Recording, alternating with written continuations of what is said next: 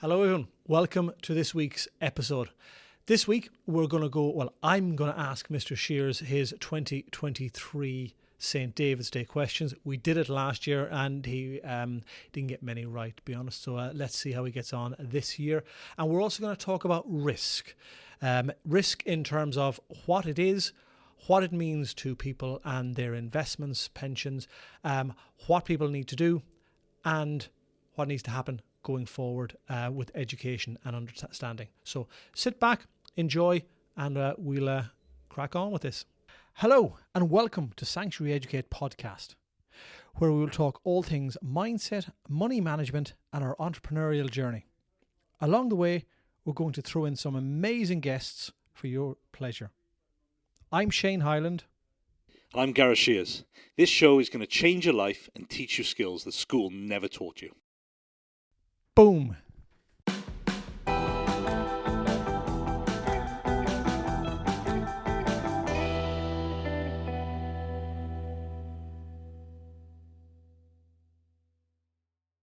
Welcome back, everyone. Belated, happy St. David's Day. What was that last week, was it? Yes. Do you remember last year, we done a quiz. We done a St. David's Day quiz. Was that a year ago? It was. Wow, just drunk all my tea as well. Guess what? I don't do the quiz again. We'll just do. I even know less answers this time. We'll just do a few questions. I become less Welsh, I think, because of the state of our rugby. We're going to do one. You're not doing that again, you. Some of them are the same questions. Oh. So it'll make people go back and watch it again. I've only got about 7 here, but I'll only pick 5, right? Last year... Talk about slogging a dead horse. I looked back last year and I said, we're going to do 5. We ended up doing about 15. Did we? Yeah, that's fine. Right.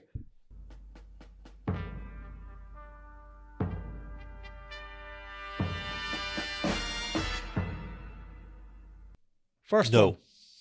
How many universities are there in Wales? 2, 4, 8 or 16? Universities in Wales? 8. 16. Did I get that right last time? You did actually. Right. 16 in Wales? 2 parts this question. Oh, yeah, highest mountain in Wales? What's the choice? I just got the answer here. So 1. It's not Snowdon, is it? Yes. It is Snowdon.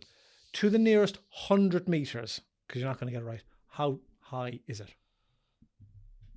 What? To the nearest 100 metres. 100 metres? To the nearest... So is it 420, 790, 1130?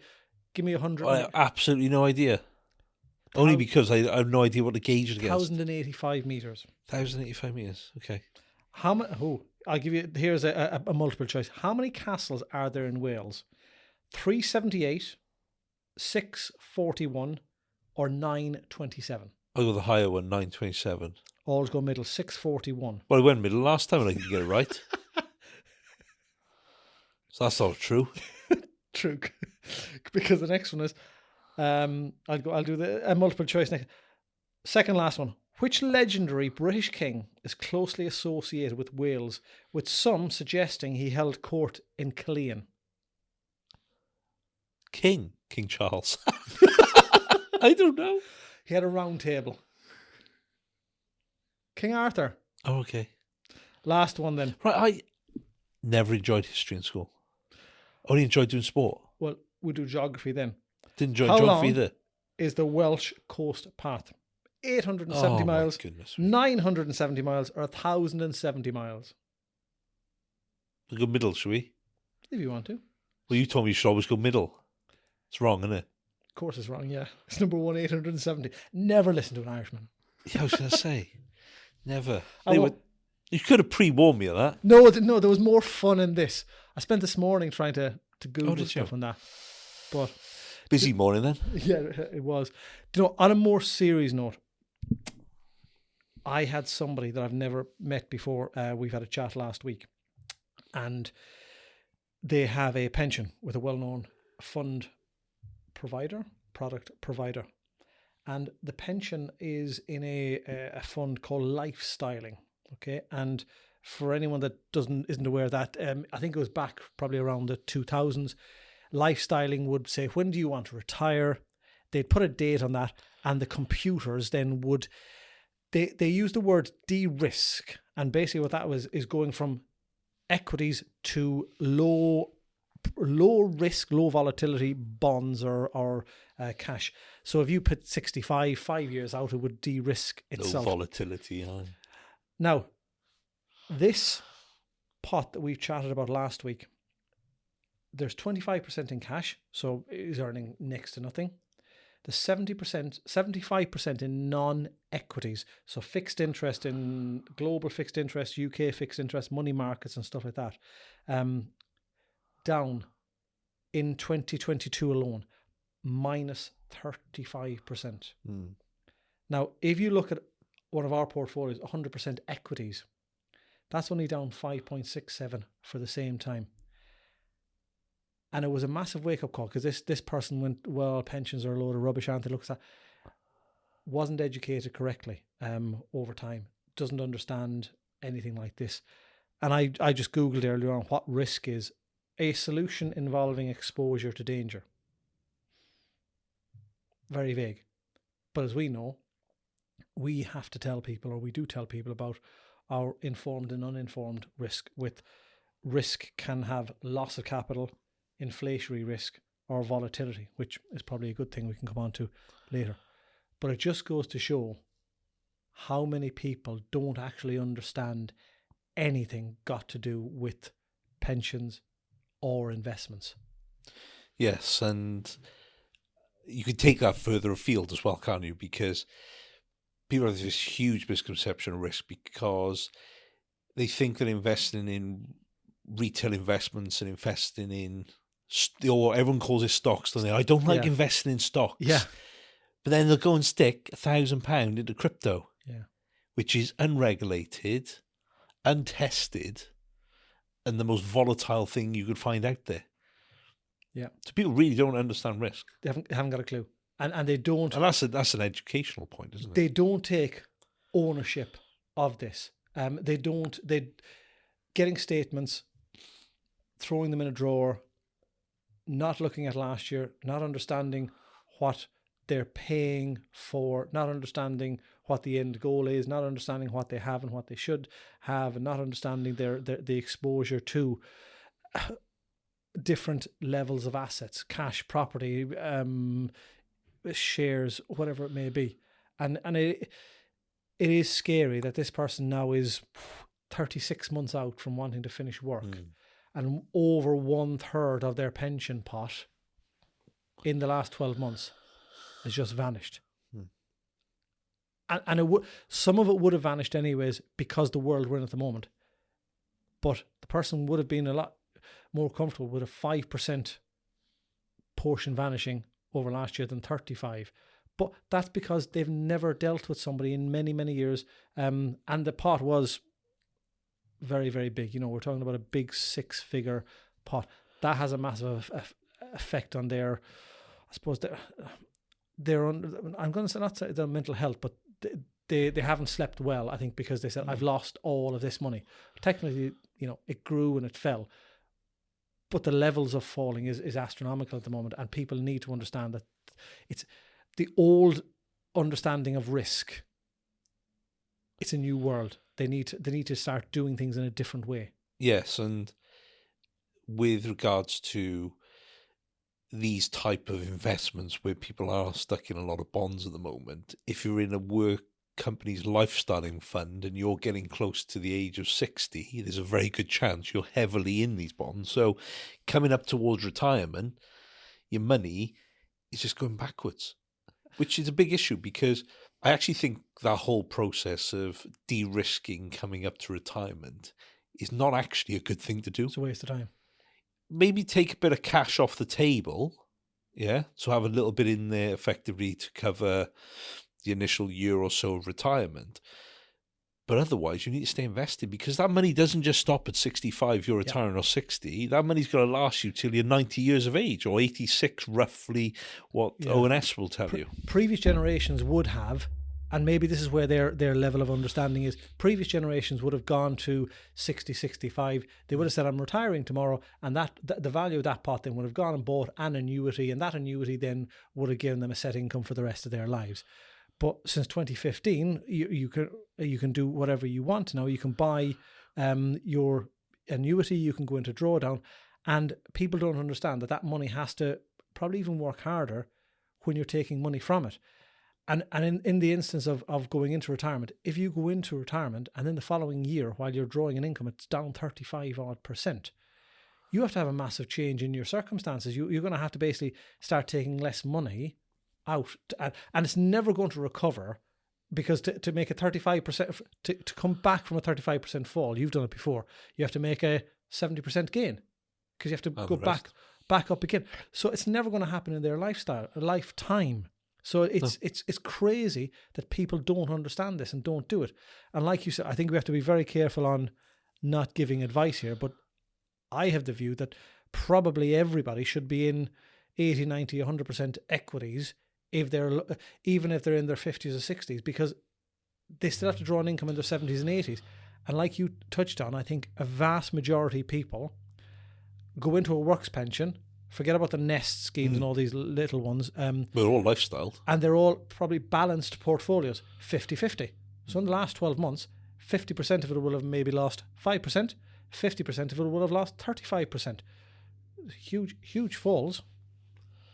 Yes, and this can be a vast proportion of it, and people don't realise that actually, I agree, you should be probably invest 100% in equities, but when you run an attitude to risk calculator that we have to run, and you go through the whole capacity for loss thing, a lot of clients technically probably can't really take that risk. But if you back test it, because the only way you can look at history, I know people say you can't rely on historical data to give you future, but we have no other data to look at.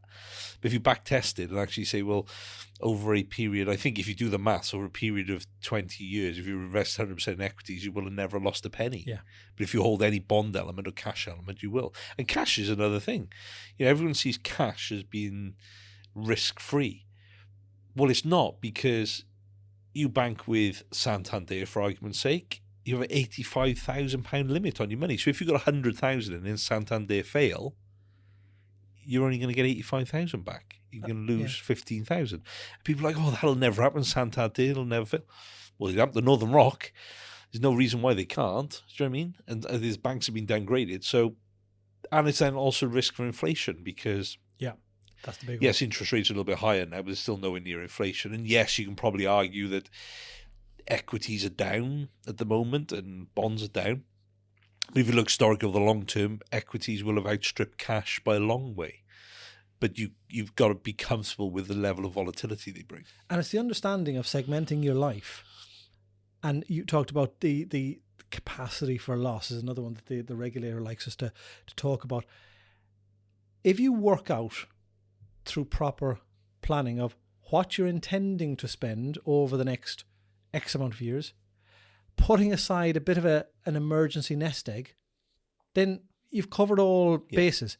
So the other stuff, when the volatility occurs, do you know what? It occurs, and it will come back. And if you have extra cash and you're investing on a monthly basis, you increase your investing per month, because you're buying the units now at a lower cost. So when they go up, so as long as you can understand that, and you're not putting every single penny that you have into this, and the younger people they're investing in crypto, as you say, for the short term hit. Doesn't exist. Investing is boring. It's done for the long term. It's not exciting in any way whatsoever. But there is a structure and a strategy to it. And as long as you keep all the other bits and pieces back, you're okay. And like you said, if you're invested in a tracker fund or in the great companies of the world, they all bloody make money. There might be a time, a 3-month period when they don't. There might be a year when they don't. But don't tell me that Amazon, Coca-Cola, Budweiser, Volkswagen, LG, all of these companies are not going to continue year on year on year not making money. Yeah, because that's what if they're not going to make money, they're effectively insolvent and they shouldn't be trading anyway. And if you have a share, it means you're a shareholder. If you're a shareholder, some skin in the game. You own part of the company. It might be tiny, but you own part of the company.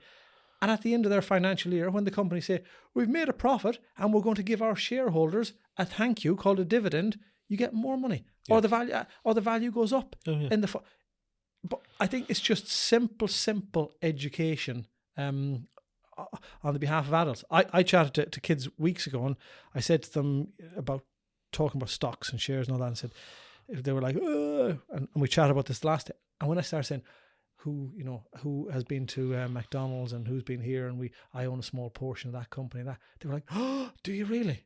It was a bit of tongue in cheek, but they kind of went, they got it. So if I buy shares in, I own the company, yeah. And if you go in and you buy more McDonald's, or you buy KFC, or your parents buy an Amazon, they're making more profit. And they went, so I make more money, yeah. These are 11-year-olds, and they're the ones that need to be educated. But the adults have the same mindset. They don't understand. At least the kids are willing to understand. Yeah, but exactly. It needs to be coming back and taking ownership of their destiny and journey, and accountability, and probably getting professionals involved, getting educated correctly, and probably the most important thing, taking bloody action now. Because there's no point in waiting until you're 57 and 36 months out to go, I'll get somebody to have a look at this now. Get the garden all nice now, and it's a lot less hassle trying to keep it in a nice way for many years to come. And you can actually enjoy it now. Yes, that's it. Yes, and it's about taking action, isn't it? Making sure that you actually do something, because if you leave it till you're 60 to try and change things, it's all too late.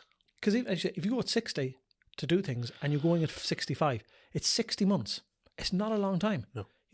We're now 36 months since the start of that sea thing in the world, and that has just flown by. There are some days when it was very long, but you wouldn't think 36 months have just gone by that quickly. That's bad, no. So time is going so fast. Action is needed now, but we can help to a degree, but at the end of the day, it's no more than anything else in life. People have to take accountability themselves for their own actions. They can be led to show them how to do things. They can be told how to do it. They can be hand-holding. But at the end of the day, there has to be accountability on the individual themselves. Yeah, 100%. So take action now. Get a professional involved. And take ownership.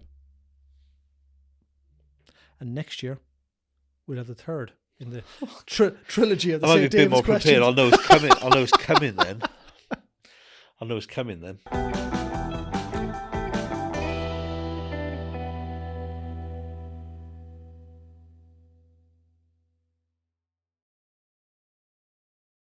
Thanks for listening, and if you enjoyed this episode, then please subscribe and remember to follow us on social media for more content like this.